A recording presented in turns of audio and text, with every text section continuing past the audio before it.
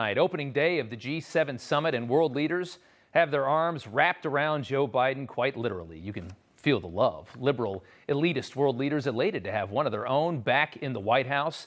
Finally, it's time to get back to pushing globalist policies and a feckless climate agenda that changes nothing but makes liberals feel really good. Today, the president greeted British Prime Minister Boris Johnson with the old elbow bump. Watch out for COVID, right? But then got really touchy-feely with French President Emmanuel Macron. Macron and Biden walked shoulder to shoulder, draped in each other's arms, chatting all over each other. Makes about as much sense as COVID policies do across the pond, where many countries, such as France, still have curfews in effect. If you watched some tennis today, you knew that. Follow the science, they say, but even more bizarre than that, watching Boris Johnson evolve. Boris, of course, was essentially England's Donald Trump, the populist leader who rescued the UK from the European Union, which of course socialized Europe and had countries that work less and produce less, leaning heavily on high-producing nations like Germany and the UK.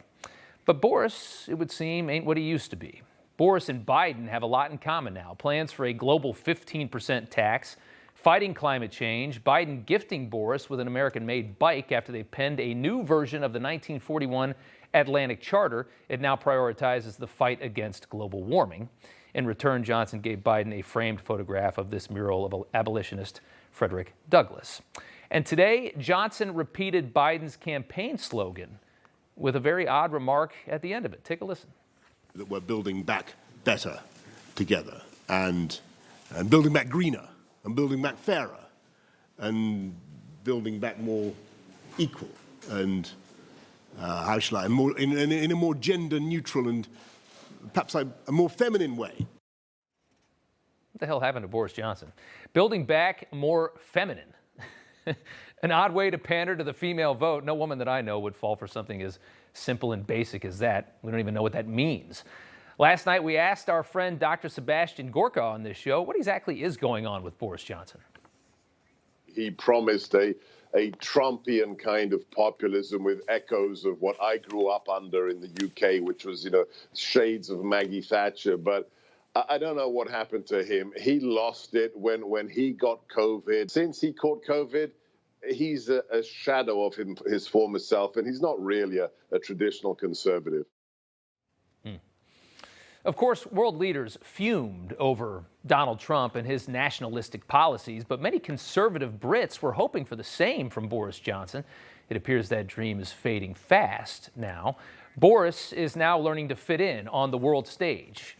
We grow up thinking that fitting in is a good thing, right? Well, in this case, it's not. The simple truth is global liberalism is halting progress around the world. Liberals dousing the flames of the explosion of capitalism that for decades has been working to pull the world out of poverty. Capitalism gives poor nations hope. It drives progress, innovation, and change wherever you implement it. But capitalism, as we've seen, is under assault worldwide, vilified by those hell-bent on ignoring ideas that actually work and trying ideas that don't work for the 50th time. Trump never fared well trying to fit in with world leaders, as you can see from this picture, which is one of my favorites, a particular photo from the 2018 G7 summit in Canada that went viral, showing Trump with the arms crossed, surrounded by Angela Merkel, Macron, Shinzo Abe, other world leaders, John Bolton there behind him at different time. The media automatically vilified Trump, labeling him as a bully. The liberal Time magazine wrote, "This is not the first time an image of German Chancellor Angela Merkel literally talking down to an American president has made the rounds online."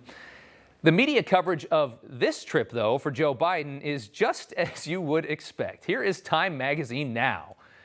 Look how cool Joe Biden looks, portrayed with his favorite sunglasses on, reflecting Vladimir Putin in the aviator shades there, with the words, "taking on Putin." It's like a joke. Biden just lifted sanctions on the German pipeline, or the Russian pipeline to Germany, which is about the best gift you could have given them. An incredible gift to Vladimir Putin.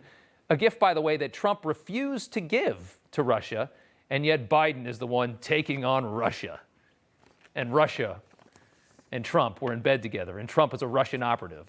And this BS continues. I mean, look at the comparison here of the Time covers. This is from back in July of 2018 on your right. You can see them trying to make Trump into Vladimir Putin, trying to make him seem like a puppet. It never ends. Over at PBS, another jewel from our friend Yamiche Alcindor.